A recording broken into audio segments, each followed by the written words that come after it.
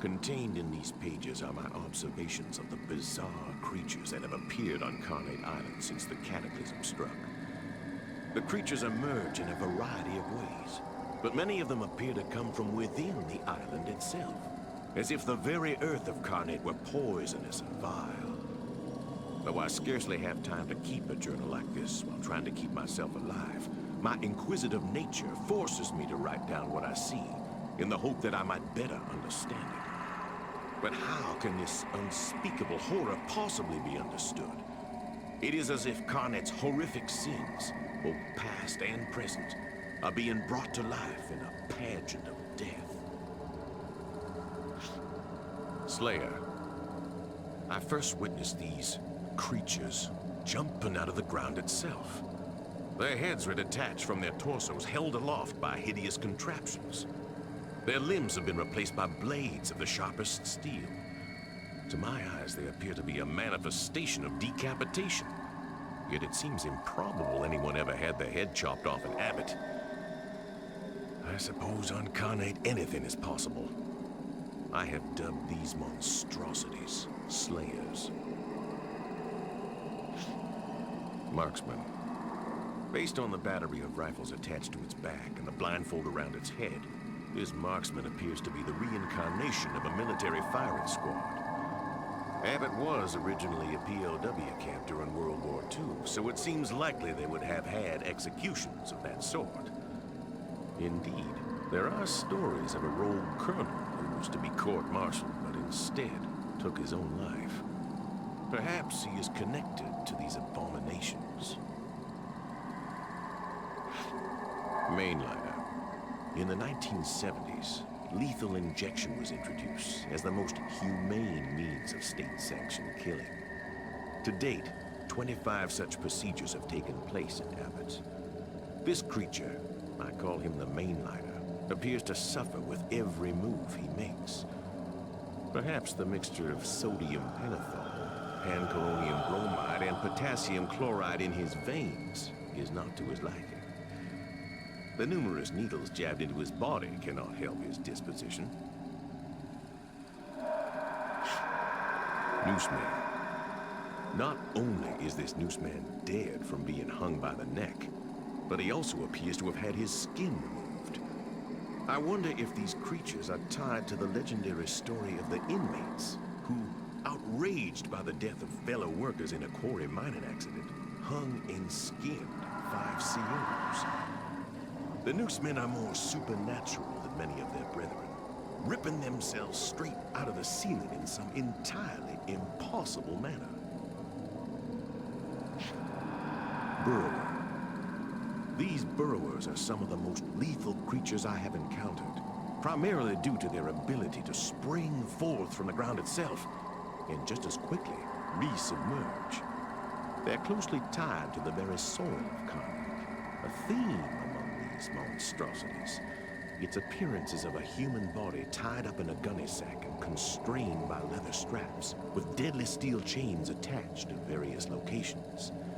I believe they represent those buried alive. Fester. Continually emerging from the slave ship, these are the festering creatures who foil my attempts to escape this confounded rock. Rats live within their flesh, writhing within it and then springing forth randomly. They appear to be a reincarnation, not of the slaves, for then they would be of darker skin tone, but instead of the slave traders. In this form, they are forced to live out again and again the fate they forced upon those hapless slaves. Inferno. From what I have witnessed, this manifestation of evil appears to have 2 distinct forms. The first, a young girl in Puritan dress, perhaps 13 years of age. This transforms into an altogether more disturbing flaming creature. Both clutch a small handmade doll. To my mind, there is no doubt that these creatures are tied to the 3 young girls who made witchcraft accusations in the late 1600s and led to the incendiary death of 11 innocents. Dr. Killjoy. One of Abbott's most persistent legends tells of Dr. Killjoy, the quite insane psychiatrist-surgeon who ran an asylum on Carnate. Doing research of my own, I found that he did indeed exist, but which stories are true and which are fabrication is anyone's guess. Since the cataclysm, I have 3 times seen a surgeon formed of pure light, reminiscent of 16mm film projection come to life. Could this be the fine doctor? Horace. Many inmates break once inside Abbott, but none have snapped more extremely than Horace Gage, who, the tale goes, became convinced his wife wasn't safe without his protection and sliced her to ribbons during a conjugal visit. He ended up in the mercy chair, electrocuted by Abbott's then executioner Hermes Haight. For years, inmates have said he haunts Abbott, and I believe I saw him 10 minutes ago. I surely wish I had not. Hermes.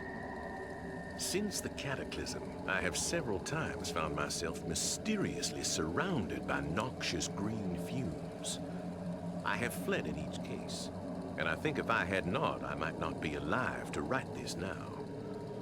Within the gas, I have seen a humanoid who seemed to take great joy in the prospect of my death.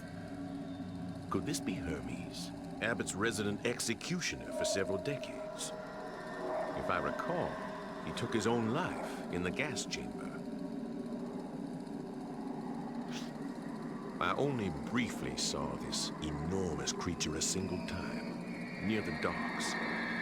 I cannot even begin to describe him, save for one thing. He seems to be quite literally connected to an inmate, the convicted killer Torque. Incredible as it may sound, this creature appears to have a miniature version of Torque attached to him via a long umbilicus. Beyond that, I can only say that I view him as the most evil of all the creatures, a pure manifestation of fury